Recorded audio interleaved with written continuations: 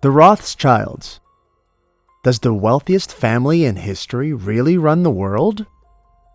Introduction. The Rothschilds, one of the wealthiest families in the history of mankind, and also one of the most mysterious. No one really knows how much wealth they currently possess, with a vast gap in the estimates of different sources. While some claim that the Rothschilds' net worth is about $400 billion, others speculate to be in the trillions. Information about them is always contradicting and things just don't add up. For instance, some sources describe the Rothschilds as the wealthiest family in history. But when you look at the same source's list of wealthiest families in history, you won't find a trace of the Rothschilds.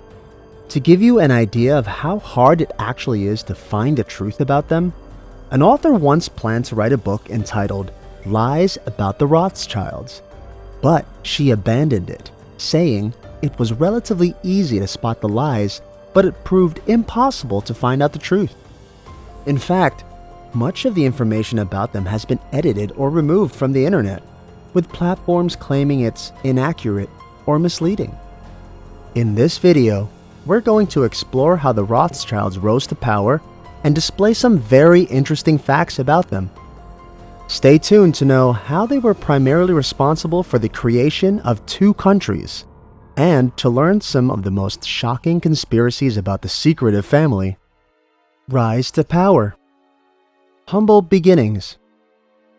It all began in medieval Europe, with the increasing influence of the church on rulers and the vast majority of the population being Christians.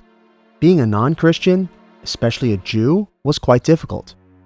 There were many discriminations against Jews, and in Frankfurt, Germany, they were all confined to a narrow alley in the outskirts of the city and were scarcely allowed to leave. Back then, houses were distinguished by symbols rather than numbers, and one of those symbols was a red shield, or in German old spelling, a Rothschild, the name which the family became known with since the 16th century. Although being a Jew at the time was harsh in many aspects, it presented a rare advantage. Since Christians were forbidden from lending money with interest, this left the lucrative field of finance, especially loans, to the Jews. And the Rothschilds were one of the families to pick the trade up and exploit it. Launch of the dynasty. The Rothschild banking dynasty began in the 18th century on the hand of Mayer Amschel Rothschild, often titled the founding father of international finance. Mayer inherited his father's trade of exchanging currencies and became a dealer in rare coins. He quickly rose in ranks until he became closely tied with European royalty and was regarded as a prominent banker and expert on foreign trade. After acquiring the needed knowledge, Mayer opened a banking business in his native Frankfurt and soon assigned his 5 sons, Jacob, Nathan, Solomon, Kalman, and Amschel, to expand their business to 5 cities across Europe: Paris, London, Vienna, Naples, and Frankfurt. This unprecedented system of international banking built the family's vast wealth, protected it from local violence, and kept it well away from the hands of greedy monarchs. And since all control of the banks was always in family hands, they were able to maintain full secrecy about the true size of their fortunes. Peak. The 19th century witnessed the peak of the Rothschilds' achievements.